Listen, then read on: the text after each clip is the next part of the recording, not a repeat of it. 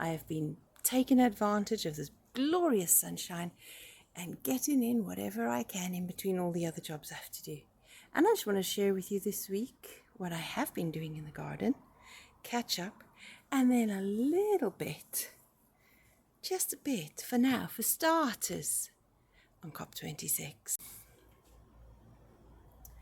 Welcome to you all, my friends. Lovely to have you with us here again on such a glorious autumn day, because the days are still autumn, but winter has definitely arrived at night. It's frosty and bitterly cold at night, and then by the morning, later in the morning, everything just melts away and is gloriously warm and even hot and sunny and wonderful. So as you can see right now, there's still a lot of my tomatillos. Oh, that one's ready. Definitely growing and harvesting still. So I haven't, cut the plants down yet, although I can see from the stems that they're yellowing and going over. So I'm very soon going to just take off the rest of the tomatillos that are the closest to ripe and take it all down. I am wondering if, just like Cape gooseberries and aubergines and peppers, they can be perennial if you cut them down to a new growth and store it in a sheltered place over winter. It's just a thought, but I don't need to. I have so many ripe tomatillos that there are seeds everywhere, and these are doing really well. Anyhow, look, there's still flowers. Even the bees are still getting food here. Oh, and the zinnias are still flowering. I've cut the older stems off because there's still new ones and flowers waiting to come up. So I'm just going to leave them to keep going as long as they want to. If it's giving me flowers in the garden, even into the winter, why not?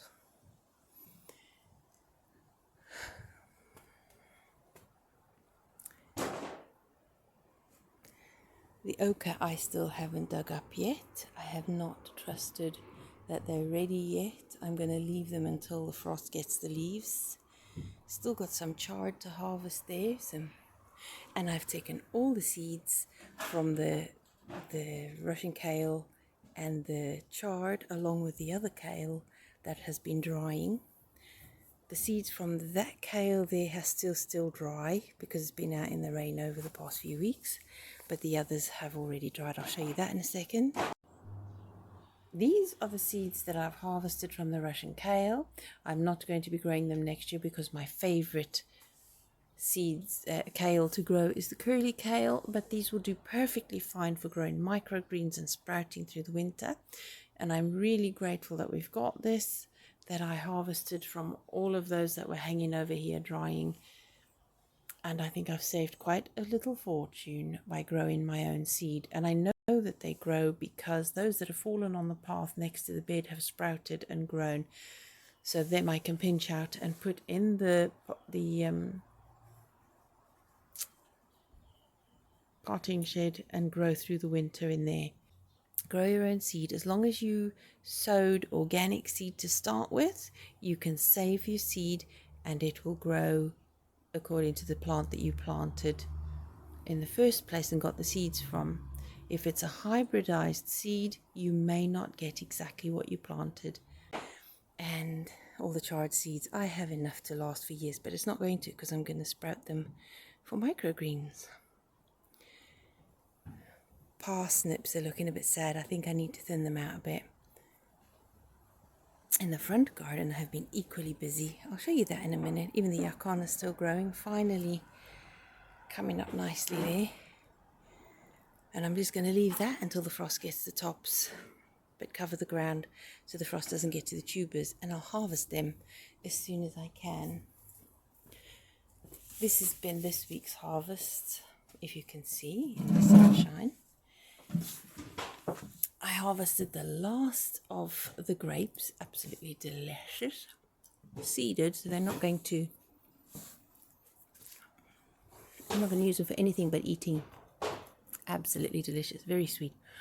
Last of the tomatoes that were growing in the potting shed. I found this, and it started to go over in colour now, and I've harvested it because the plants are going to be killed off by the next frost. Whatever will happen to it, whether it's usable or not, I don't know, but it'll go on the windowsill with the other two, and it might just ripen, and that's not bad for 1 month's growth.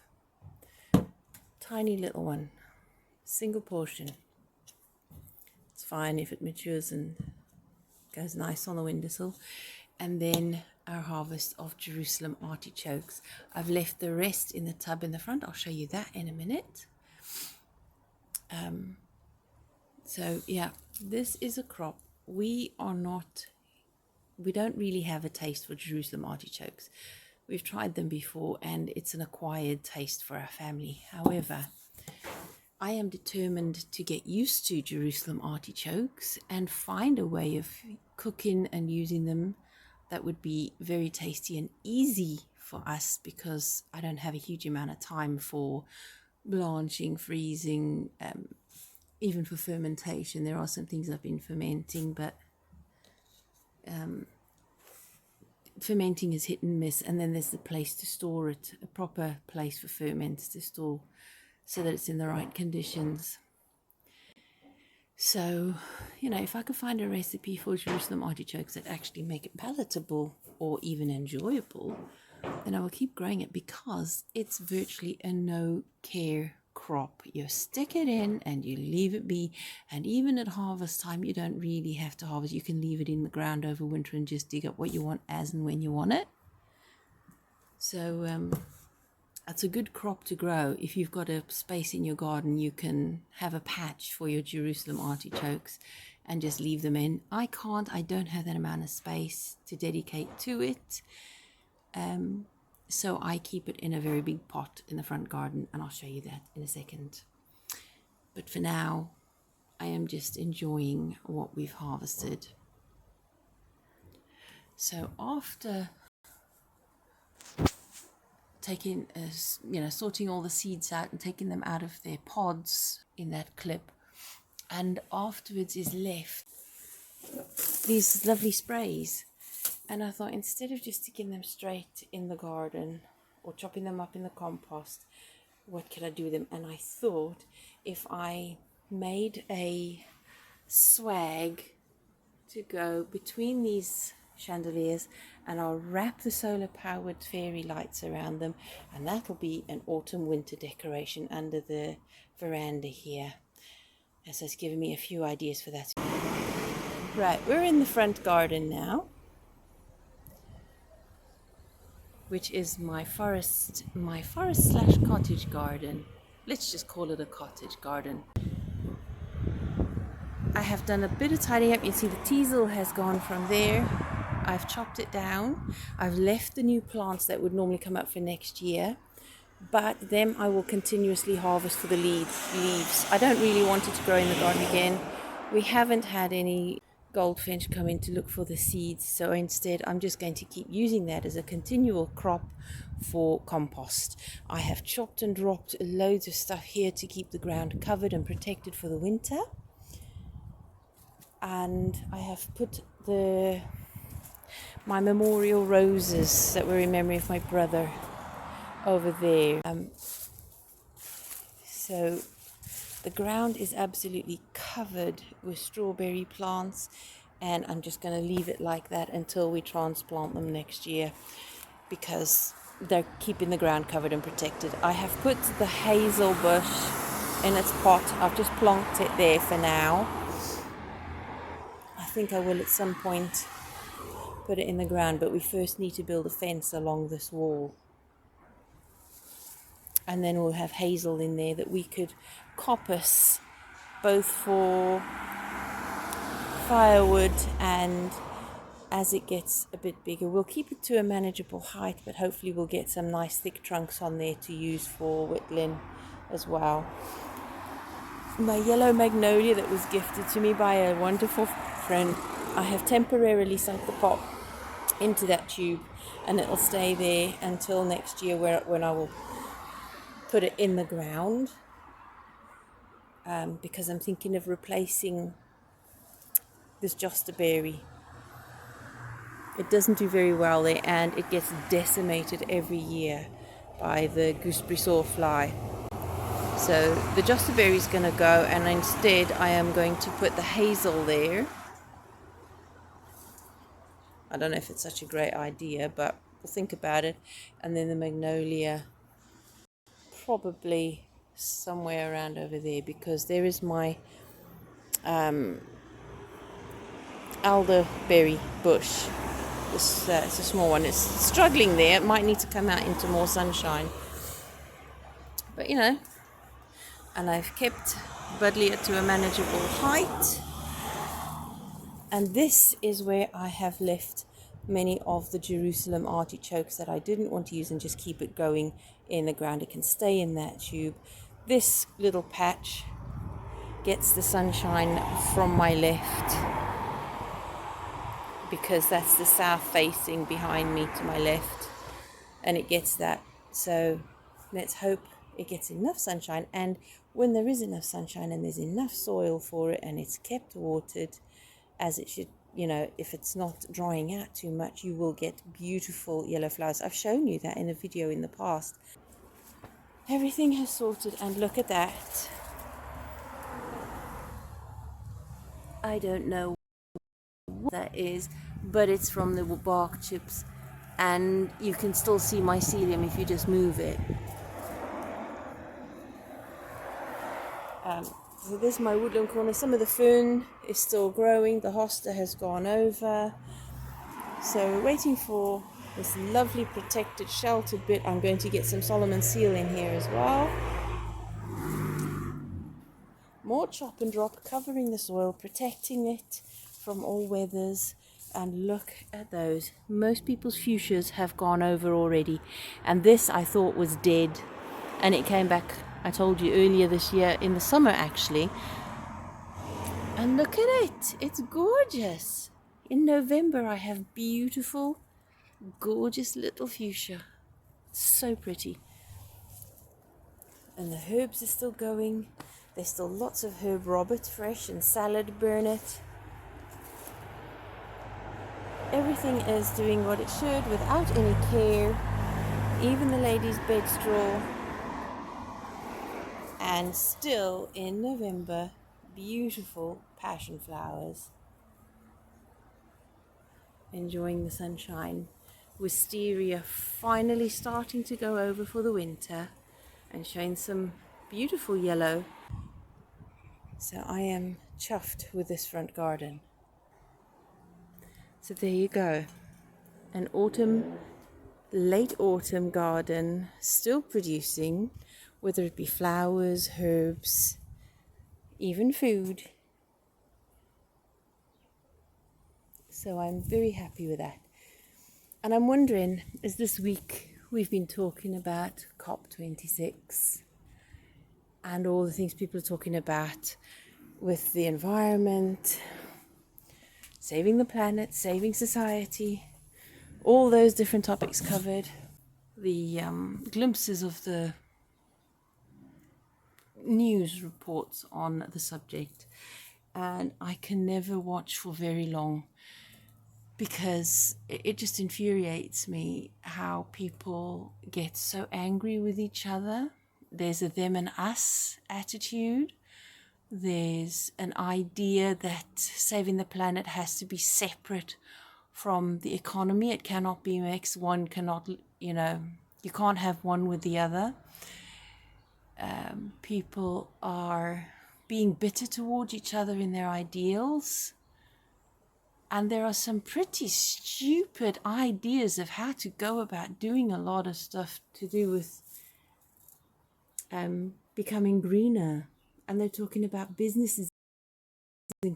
What have I been saying for the past few years? Have I not been saying, along with very many other people, that we cannot wait for... Oh, excuse me. Enjoying the sunshine. We cannot wait for authorities of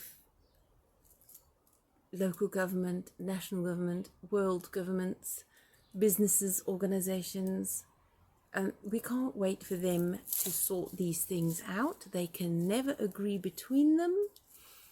We're dealing with human beings, and all of us have our own ideas and understandings.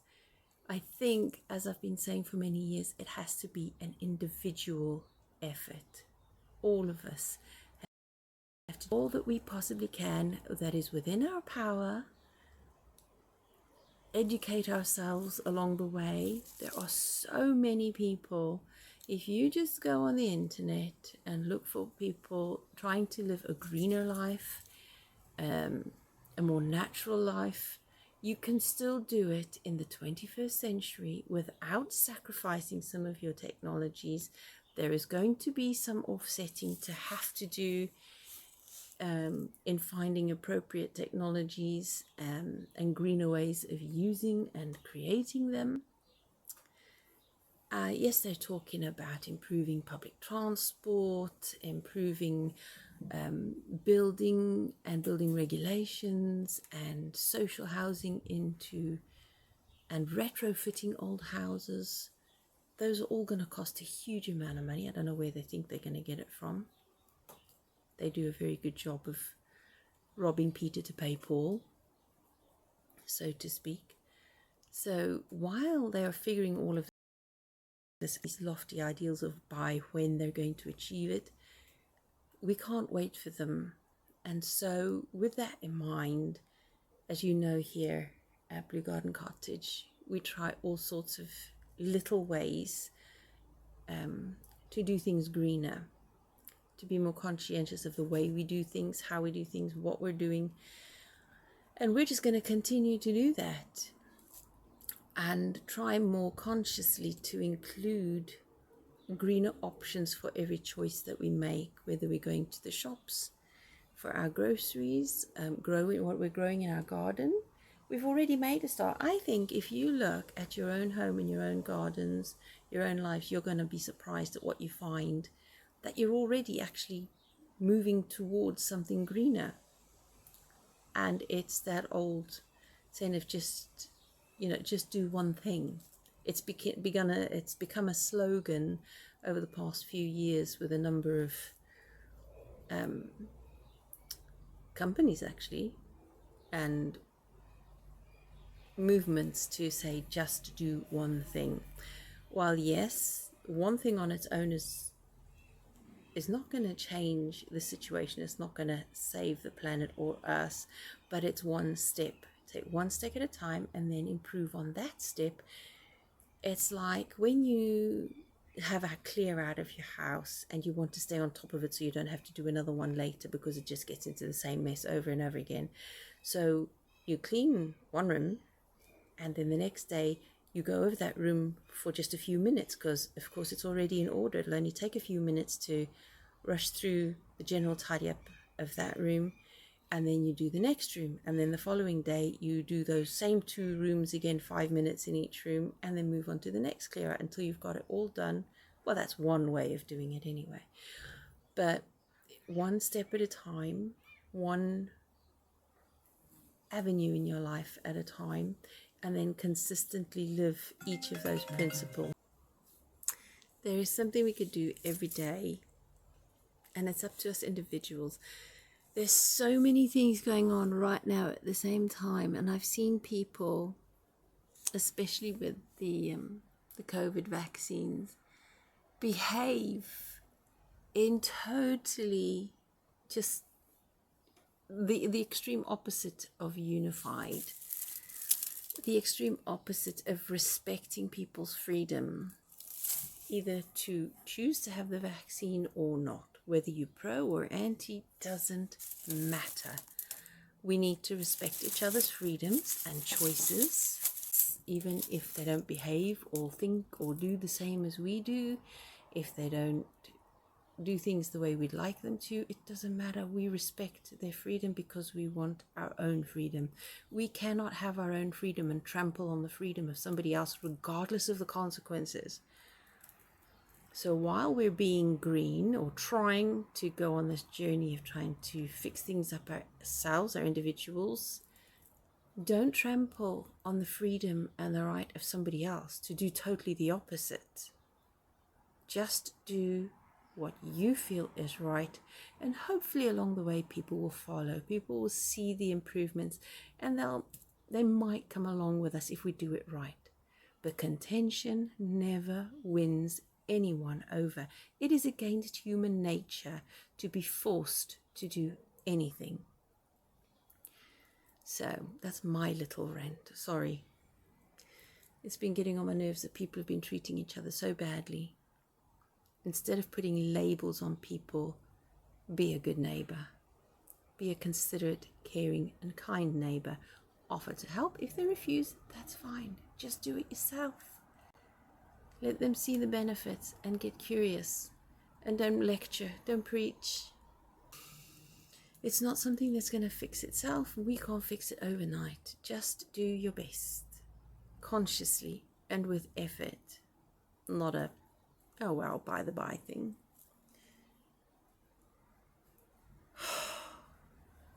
I'm sure you didn't log on to listen to that, but I just want to get it off my chest. I'm so sick and tired of all the negativity going around with this. Yes, we can get fearful of what is happening, but if we connect ourselves with each other, with our surroundings, our environments, and nature, and work with it, we will find ways.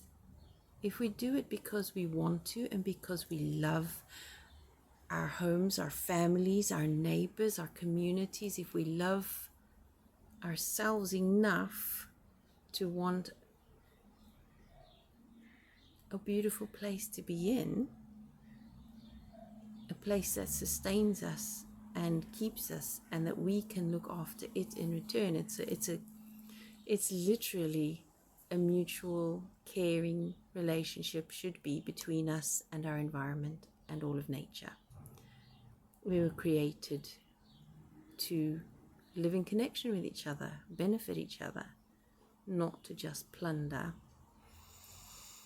I think many people have lost their connection with nature. That's why it doesn't add up, why they don't seem to understand it.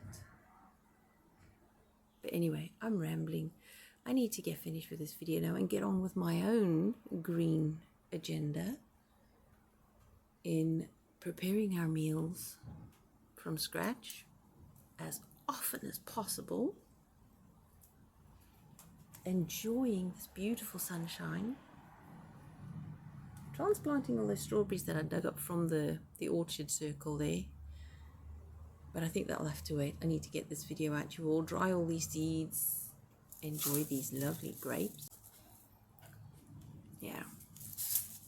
In all that's going on with things these days, please take time to be kind to yourself and others so that we can have a calm, collective mind and find ways of doing things now.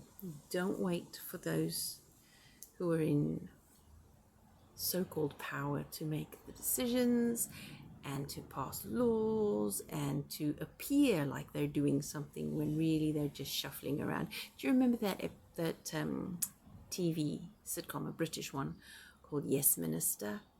Well, every time I hear politicians talk, no matter what party it is, no matter what ideals they have, it's all the same to me. That is exactly what it sounds like. And it's scary because I'm sure that was like, and probably 80s, 90s actually, early 90s, late 80s, somewhere there. But it is scarily familiar, even today. Oh, if you get a chance to watch it, it's a scream laughter, but it scarily rings true today. All right, folks, I am going to now make this lovely decoration for under here as just one step, one thing closer to making this environment immediately around me into something I enjoy being in, that is, I have contributed to making myself as far as the spray goes, enjoying the harvest from the garden and adding it to the meals we use and sharing it with you. Do take care. It's been odd having a bit of a, is it a bit of, not a whinge, I wouldn't say it's a whinge, a pouring out of my thoughts to you. Look after yourselves, look after each other, enjoy the precious things in life and in our environments, and I shall see you next week when I'll be doing something to do with homemaking and maybe showing you a recipe of what I finally do with those Jerusalem artichokes and something else or whatever I do. Until then, plant some seeds, even if it's just on your windowsill. Take care. Speak to you soon. Bye-bye.